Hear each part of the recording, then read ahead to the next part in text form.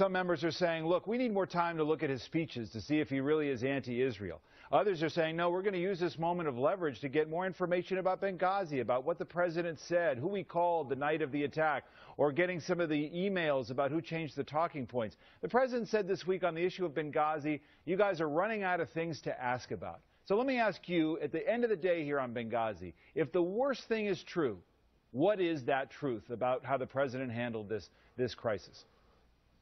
Well, I don't know the answer to that question. I do know that there's so many answers we don't know. For example, what did the president do the night of the attack? We know he met with the Secretary of Defense and the Chairman of the Joint Chiefs of Staff on another issue and then never talked to them again.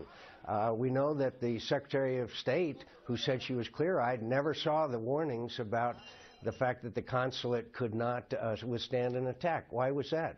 We don't even still know we've had 5 different versions of who put together the talking points. We want to know why the president alleged to Mitt Romney in a debate that he had called it a terrorist attack when he hadn't, and in an interview that very night of September 12th, he'd said he didn't know what it was, and for 2 weeks later kept saying he didn't know what kind of attack it was. And in testimony, the Secretary of Defense and Chief of Staff, Chairman of the Joint Chiefs of Staff both said they knew that night.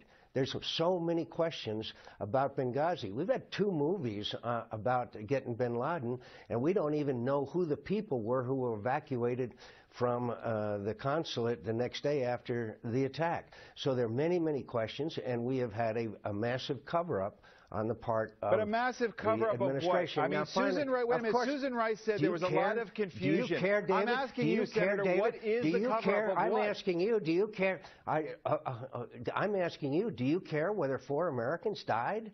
The reasons for that? And shouldn't people be held accountable for the fact that 4 Americans died? You said there's a cover-up. A cover-up of what? I'm just asking you, a cover-up of what? Of the information concerning the deaths of 4 brave Americans. The information has not been forthcoming. You can obviously believe that it has. I know that it hasn't, and I'll be glad to send you a list of the questions that have not been answered, including what did the president do and who did he talk to the night of the attack on Benghazi, and why was it?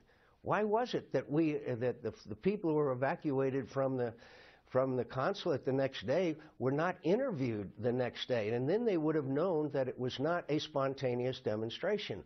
Why did the president for 2 weeks during the heat of a campaign continue to say he didn't know whether it was a terrorist attack or not? Is it because it interfered with the line of Al-Qaeda is decimated and everything's fine in that part of the world? Maybe. We don't know, but we need the answers. Then we'll reach conclusions. But we have not received the answers, and that's a fact.